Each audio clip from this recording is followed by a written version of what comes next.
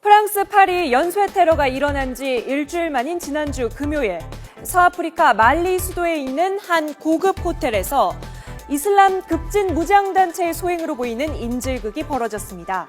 인질 20명과 테러범 2명 등 모두 22명이 숨지면서 국제사회가 또다시 충격과 공포에 휩싸였습니다.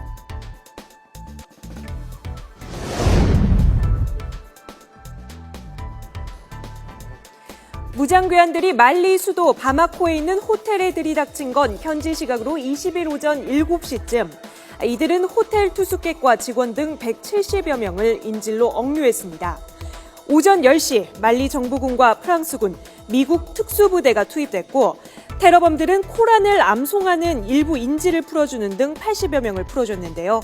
격렬한 총격전 끝에 오후 9시 테러범 2명이 사살되면서 무려 14시간에 걸친 인질극은 끝났습니다.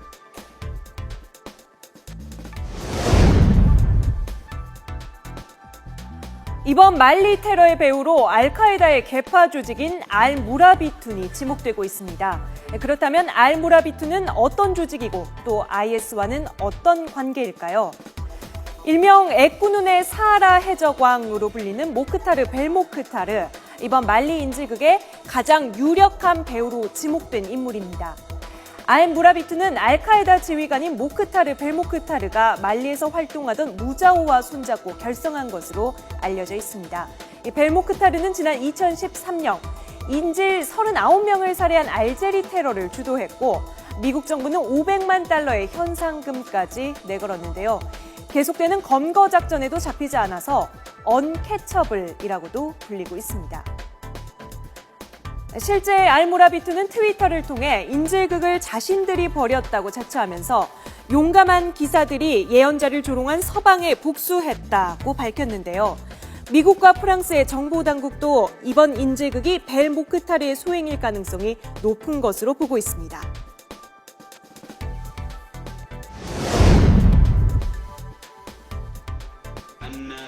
벨모크타르가 이끄는 알무라비툰과 IS와의 관계에 대해선 상반된 분석이 나오고 있습니다. 먼저 IS와 알카에다의 테러 경쟁설, 알카에다의 계파 조직인 알무라비툰이 IS의 파리 테러에 자극을 받아 경쟁적으로 테러에 나섰다는 분석입니다. 벨모크타르가 이끄는 알무라비툰은 이번 호텔 인질극과 관련해 알제리를 거점으로 삼고 있는 알카에다 북아프리카 지부와 연계 공격했다고 밝혀 IS와 알카에다 간 테러 경쟁이 시작된 것 아니냐는 분석이 나오고 있습니다. 말리 호텔 테러의 배후라고 자처하고 나선 알무라비툰은 2001년 미국 9.11 테러를 기획한 알카에다 연계 세력인데요.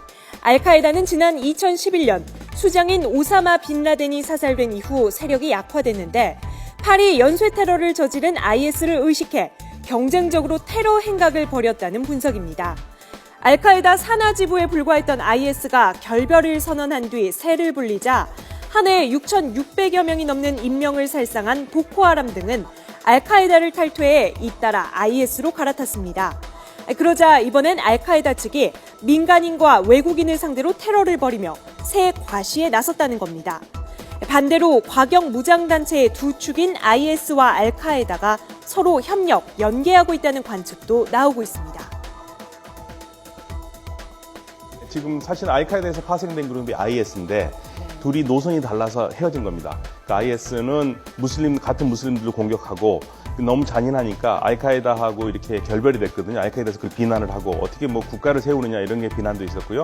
그러다 보니 지금 아시다시피 IS가 굉장히 서유연한 상종가를 치고 있지 않습니까? 그러니까 IS 추종 세력이 늘어나는 건 맞습니다.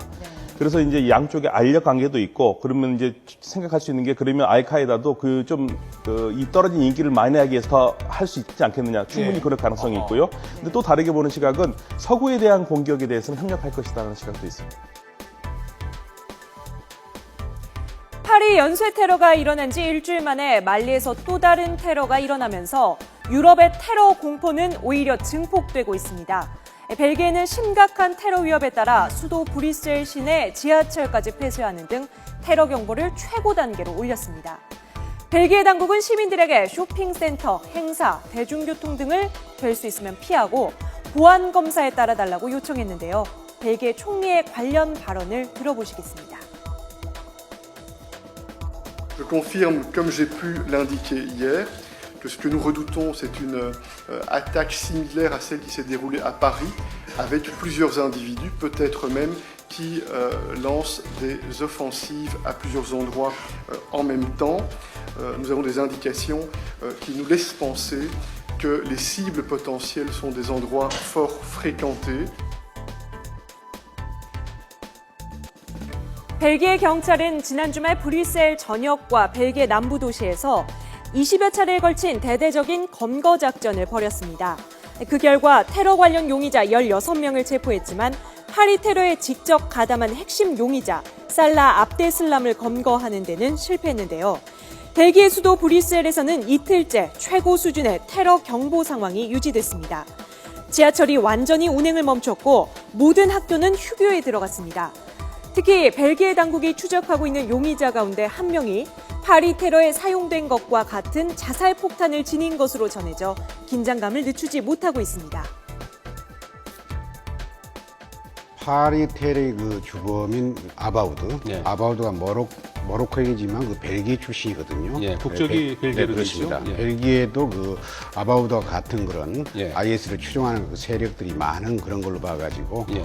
벨기에에서도 이번 기회에 오염원을 제거하는 측면에서 이제 입국을 이제 금지하는 그런 측면일 것 같습니다.